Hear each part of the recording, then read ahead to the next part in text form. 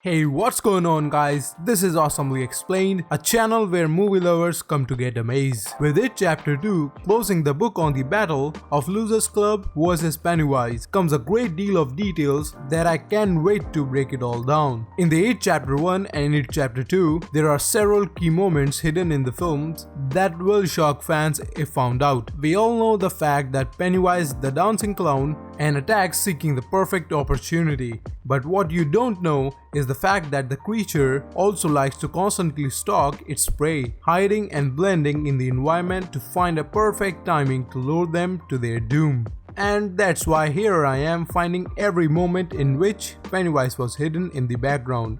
But before getting started, I wanna give a huge spoiler warning for It Chapter 1 and It Chapter 2. So if for whatever reason you didn't get the chance of seeing these films, then I highly suggest to go watch them before this video. With that aside, let's get started. Okay, so our list starts in the beginning of the chapter 1. Within the first 5 minutes, before Georgie even comes face to face with the clown in the sewers, as we see Georgie make his way down to the basement. He passes several impressions of Pennywise in different parts of the house. Throughout his home, there are several small images of Pennywise engrained into the wallpaper as Georgie makes his way to get the wax. In a blink and you'll miss it. The moment that roughly takes over 2 frames. You may also notice his small shiny eyes watching the young boy at the top of the stairs as he descends into the flight of the steps, and this is one of the many examples that I was talking about, which shows that it always one step behind its prey and constantly stalking them and waiting for the perfect moment to attack. And it also appeared in the scene and hiding under the stairs, and who knows how long it followed Georgie before making its final move. Up next is the library scene with the Ben, in which there are several minor appearances by Pennywise before he makes his final play and tries to attack the character in the basement of the building. I think the rule is, if there a killer clown after you, like Pennywise, then just don't go downstairs anywhere. Anyway, the first one comes in the form of the Creepy Librarian that slowly watches Ben as he reads about the history of Derry.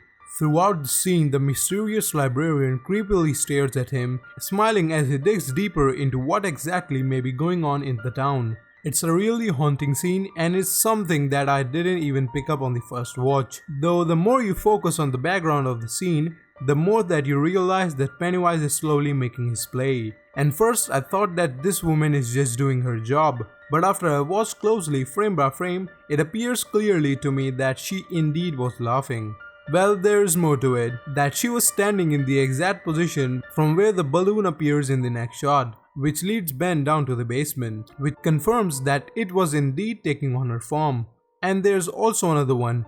When Ben is flicking through the book, it was in a small frame that flies by so fast that you have to zoom and pause it in order to see it. You will find it in the children Easter egg hunt that infamously ended in a disaster. At the top corner of the photo, when paused, you'll notice a blurry vision of Pennywise that shows it was the cause behind that massacre. And this also confirms the fact that Pennywise was always been at the center of several famous disasters that happened in the town of Derry. Soon after the scene, we see Ben caught by Henry Bowers.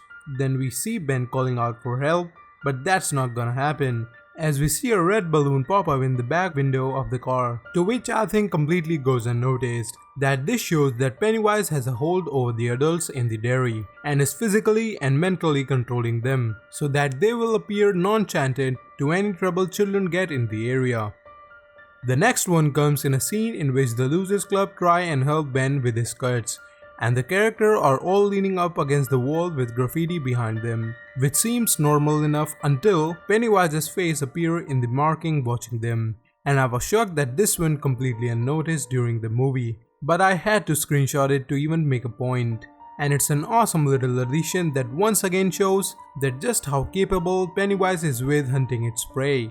Pennywise can follow them wherever it wants to, and this makes it infinitely more terrifying. Up next is the another rather obvious one, but I thought I will include it in case you missed it. During a scene in which the Losers Club all admit that they are afraid of something and that they all have encountered Pennywise face to face now. We see a clown on the backstage in the background staring at the group, and the moment when Richie says that he hates clown, the character then reaches out menacingly to him with a balloon. and from this point just stares at him. And there's one more thing that can in fact confirms that it was Pennywise. The clown is actually played by Bill Skarsgård, who also plays Pennywise. The scene is given more weight in the It Chapter 2 when Richie is haunted by the creature at the same location. Pennywise also makes an appearance in the TV shows that seems to plastered across every television screen in Derry. While Pennywise definitely does appear in it at the end, signaling Henry to kill his own father. And if you go watch this movie again, you will notice that this show also appears in the rest of the film, throughout the entire town. Firstly, Eddie's mother was watching it when the children go out, and later Beverly sneaked past her father, who too was watching it. So it really seems a great thing to watch, right? In which this woman always says that it's okay to play in the sewers and it's all safe and fun. Well, you could see all the missing children sitting next to that lady, who all seems to have severe wounds on their body, which to me clearly indicates that they were all killed in a brutal way by Pennywise. I think this show on the TV is a way Pennywise is controlling the whole town and all the adults in it. Now, the final one in the film comes in the house in near Bold Street, in which Richie becomes trapped in the room full of dolls. Not only there's a doll that resembles the original Pennywise, played by Tim Curry in 1990s miniseries, there's also one that looks like the updated version of the Pennywise on the right hand side. Both sides of the room shows the history of Pennywise. And that is all from the It Chapter 1. Now let's get started breaking down the Chapter 2. The first one is seen when we get introduced to Henry Bowers. We see in his room images of Pennywise on his walls, most notably a red balloon which shows that he never really got out of his head. And the next major one we see in Mike's vision to carry out the ritual of Chud. When viewing how it came to Derry, we can see a form of Pennywise standing behind Mike, mimicking Mike's movement menacingly. And also we see in the scene the original form that it used to attack the Native Americans, as a giant bird and a huge beast, during his early years as a monster. Next one is in the Mike's room, a poster with Pennywise on which is promoting Derry's Canal Day. And there's no reason that Mike would want to have an image up of the thing that scared him the most. So I was thinking and later on come to a conclusion that Pennywise put it there himself. Anyway, when Bill chases the boy that now lives in the old house at the fun fair in order to save him from the snatch of the killer clown, we can see several elements of the funhouse that feature that 1990s miniseries Pennywise played by Tim Curry. They're not your typical punching bag, as they almost knocked Bill off his feet when he banged into one of them, which shows that Pennywise always packs a punch. And to the next one, at the end of the movie when Beverly is in the bathroom. Against the wall we can see a graffiti version of Pennywise pressed on the wall of the stall. This isn't in the stall in the first film when Beverly sits in there and is tormented by Greta the bully. So it looks like that this was later on added by the creature in order to leave an impression. This crudely drawn kid version of the character lets you know that Pennywise will always be a part of Derry one way or another. And finally, some honorable mentions that are pretty obvious I guess, and was also shown in the teaser trailer of the film. You see, Beverly got her sight on an old photograph hanged on the wall during her visit to her old apartment.